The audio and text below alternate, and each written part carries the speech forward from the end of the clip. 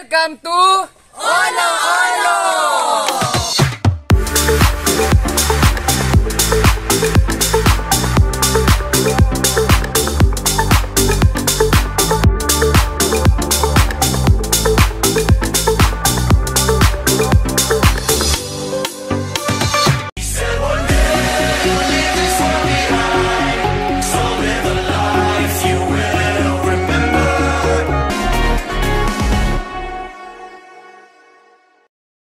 Kamusta mga kababayan?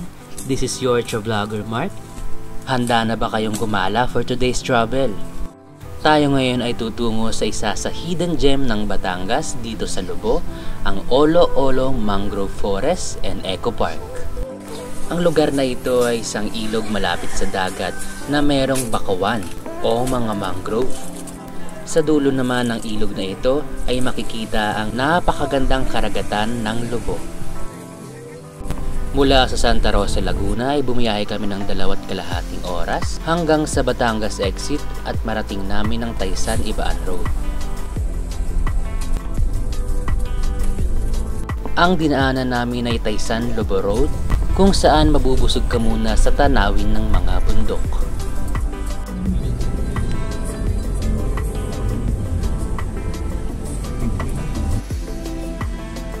Hanggang sa marating namin ang napakalawak na kapatagan ng Lobo, papunta sa ating destinasyon. Mula sa Town Plaza ng Lobo ay narating na namin ang Olo Olo Mangrove Forest and Eco Park.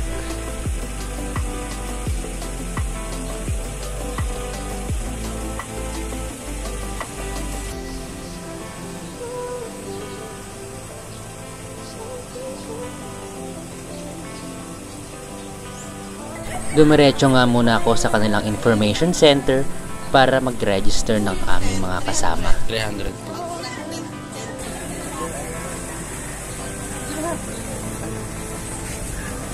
Pagkatapos niyan ay namasyal muna kami sa kanilang mangrove forest.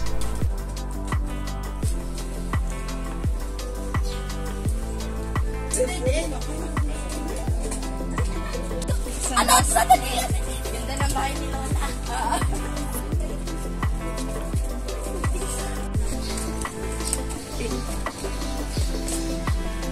Isa itong mahabang tulay na gawa sa kawayan upang makita mo ng malapitan ang mga bakawan. Ayun ang marami.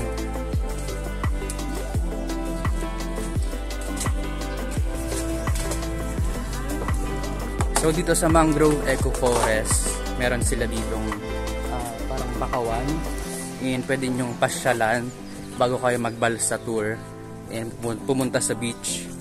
Meron kayo ditong dadaan ng tulay na kawayan. Ayan, pwede kayo mag picture. Tapos ito yung mga mangrove. Ayan, abot kamay nyo lang siya. Pwede kayo mag picture. And andyan na yung lawa. And pupunta na tayo sa balsa para pupunta na tayo sa beach. So, ayun. Ito, hindi ako na picture kanina. Let's go na tayo. Punta na tayo sa balsa. Let's go! Pagkatapos nga naming mamasyal sa kanilang mangrove forest ay sumakay na kami ng kanilang balsa na hihilahin patungo sa kanilang beach area. Pag sinabi kong welcome to, tapos sabay-sabay tayo, Olo, Olo. Sabay hawak na ulo. Okay po, re-ready ka na. Re-ready po. Tayo kayo. Olo, Olo ah. Dito tayo dyan. Kasi matanggal One. Ay, nice one. Ay, parang di balance, parang tataob kami dito. Hindi, posible tumaob yan. Lapad-lapad yan. Nandito eh.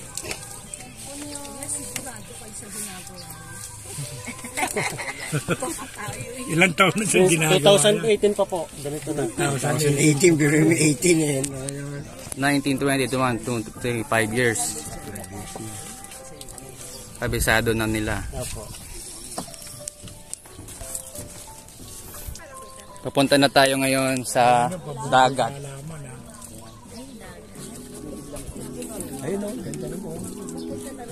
Dito sa kanilang balsa tour ay mai-enjoy mo ang view ng kanilang bakawan o mga mangrove at kalamadong tubig ng ilog. Jezebel.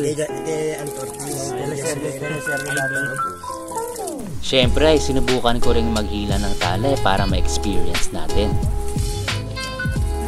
Bukod sa mga isda ay meron daw ditong mga king crabs. Yehey!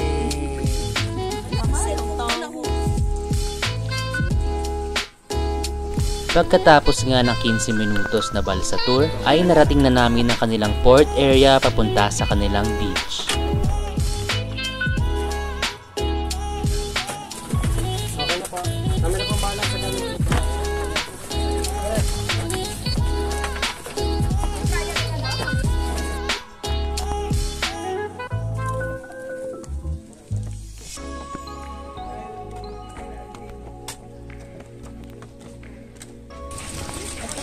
Kaya ko dito.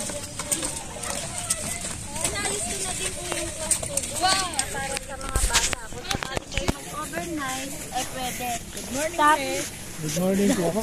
Tapos po, nado na po ang inyong open kubo na inyong kukanan. Magkahiwalay po sila. Ay di po pasamantala kayo dahil aalis yun. Pwede namin kayong pagsamahin dun sa kabila. Okay po. Pero inayos ko na po yung para sa mga bata. At dun na po kayo mag-stay sa unahan. Kung saan ninyo gusto. Dahil sabi po sa akin ng information, ipagpang ko daw ng close kubo. Ari po.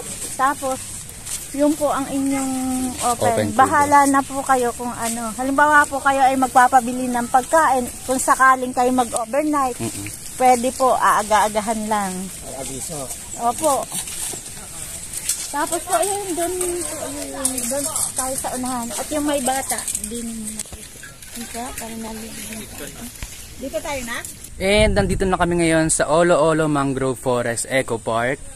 Pagkatapos namin mag-tour doon sa Bakawan, narating na namin yung beach nila. Nag-ano kami ng close kubo, yung pyramid kubo. Kasi para sa mga magpapahinga, kasi may kasama kaming bata and seniors, para sa mga gustong matulog. And may open cottage din kami, para naman sa parang pinaka-dining area namin. So, let's have a tour right now. Let's go!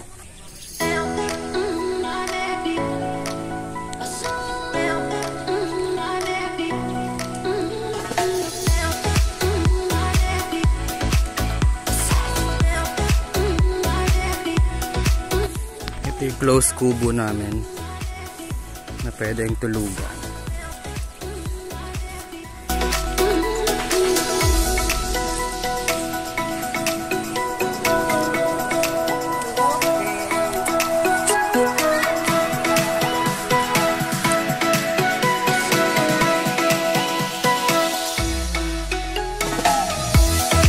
Ito naman ang aming open cottage. Front beach. Ito kami kakain. Nakaayos na din yan dahil birthday ko ngayon.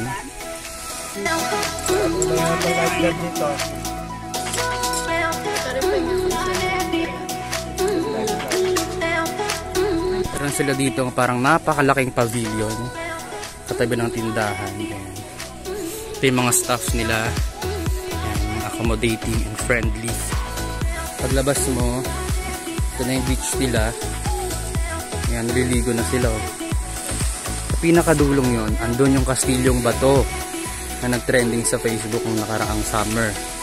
Nagkasalubong ang ano dyan, dagat at ilog. Pupuntahan din natin yan. Naliligo na si Aldrin, si Gian, si Kia, mga bata natin kasama.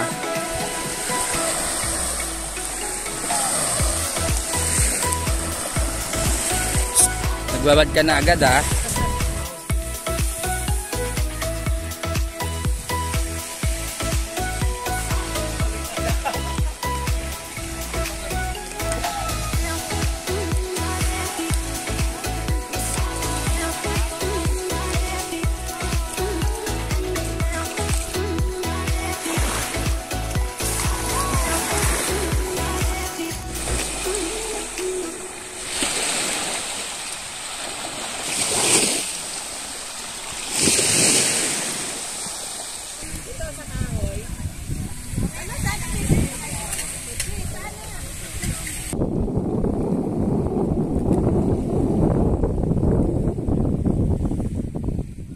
So, for just 20 pesos entrance fee and meron silang environmental fee na 30 pesos, total of 50 pesos, makakapasok ka na dito sa kanilang Eco Park. Tapos, kung gusto mong magbalsa papunta dito sa beach, ay kailangan magbayad ng extra 50 pesos pa kasi mag-iila-hila sila. So, total of 100 pesos yung entrance fee. Andun na yung environmental fee, andun na yung balsa, and makapunta na kayo sa beach. Tapos pwede na kayong mag-rent ng kanilang open cottage, pwede na kayong mag-rent ng kanilang closed kubo kung gusto niyo mag-overnight. Maganda, malinis, and maganda yung malinaw yung dagat. So ayun, tara, ligo na tayo. Malinaw at healthy nga ang tubig dagat dito dahil sa dalampasigan pa lamang ay marami ng mga isda. Landian.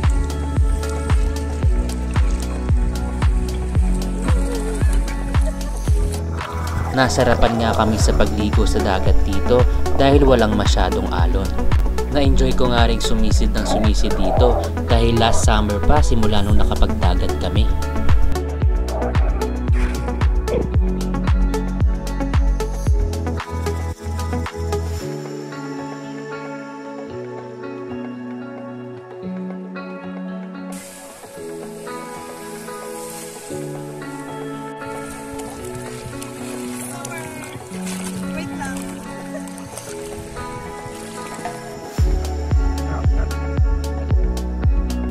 Bukod sa buhangin ng paliguan dito ay meron ding coral reefs na matatagpuan sa di kalayuan na talagang may enjoy mo kapag sumisid ka dahil maraming isda.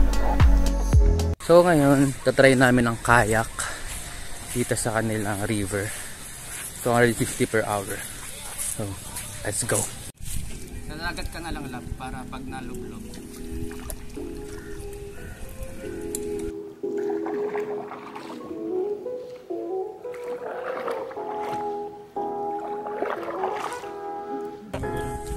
Nice! Tingin mo na kayo dito.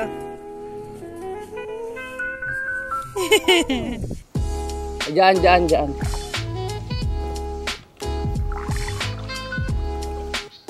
no? Parang may lalabas na buhay. Eh, ganito yung pinagswimingan natin, eh. Diba? Oo. Yung may ano, hindi makipaputay bangka. Oo. Dito kami nagpapag sa mangrove. Wala, may anong isda. Bye-bye! Huwag malikot, ha. Dapat sama ko. Mag-misalbay wida ka naman, no, sa mama ka. Dali, sundan nyo si kuya. Tingin dito. Huwag ka malikot, Aldrin. Pupuntahan natin ngayon ay yung sikat na sikat dito. Nasa dulo lang namang ng beach na to. Yan, sa dulo lang. Doon. Ang Kastilyong Bato. Kung saan nagmi-meet o nagsasalubong ang tubig alat at tubig tabang. Ibig sabihin, mayroon dong way na nagsalubong yung dagat at yung ilog.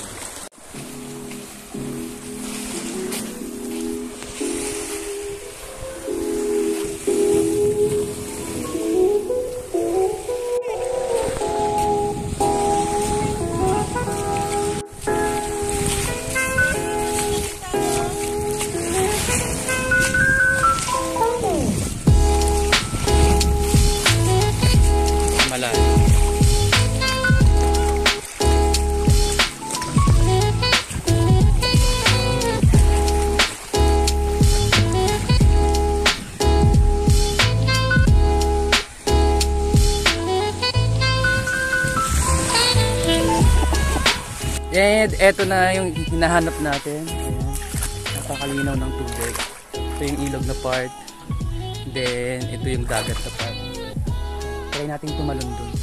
So parang mababaw pa. At malamig. Malamig na kasi ilog na to.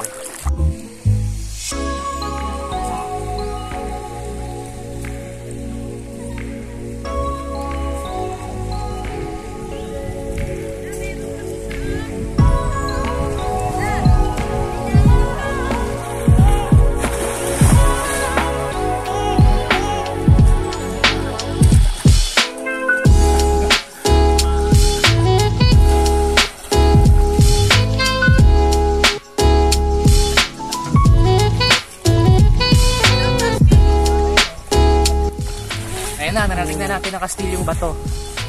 Ito ata yung bato na yun. Pero nung pag high tide ata, gumagano yung tubig. Kita natin sa video.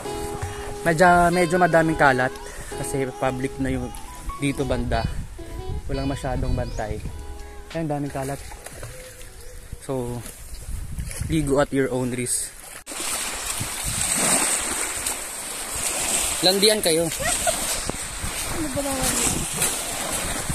So, ipapakita ko sa inyo yung mga seaside na resort, mga nasa tabing dagat. Una dito ay Chaneas Beach Resort. Ayan. Ito siya. Malawak yung beach niya. Katabing-katabi niya lang niya yung Castilyong buhangin. Mali pala, Castilyong bato pala. Ang sumunod sa Chaneas mula dun sa dulo ay Lawas Seaside Resort. Ayan, parang ang laki niya sa loob. At parang meron din siyang ano doon, ilog.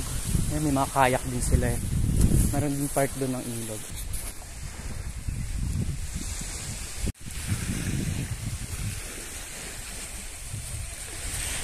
At kakalakad ko na, nadagpuan ko na ang Going Merry. Charot lang. Ayan.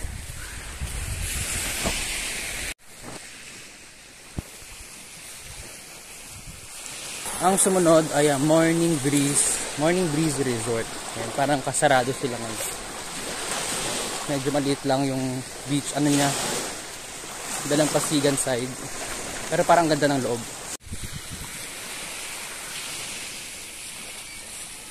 So it's already 1 PM and kami na lang yung natitira dito sa resort.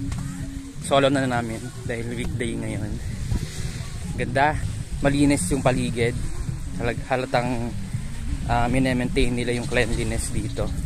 Ang gusto nga nila ay mag-overnight, bukas na umuwi. Kaso lang may estudyante, may papasok pa sa work. So hindi kakayanin, kaya papagabi na lang kami ng konti. Mga 6 na kami aalis, ganoon 7. Kasi tatawid pa ng ilog. So ayun.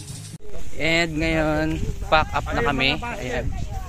Pack up na kami. Lahat kami ay namumulat, nangingitim na.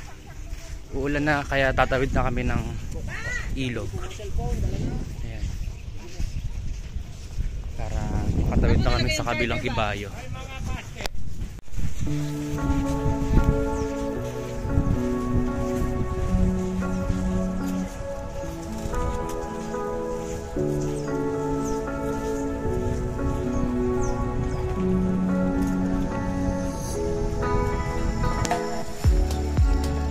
Naway mapanatili nga ng mga lokal dito ang kalinisan at kaayusan ng malaparaisong lugar nila dito. At sa ating mga dumadayo lamang, lagi nating tatandaan na maging responsableng turista kahit saang lugar man tayo bumisita.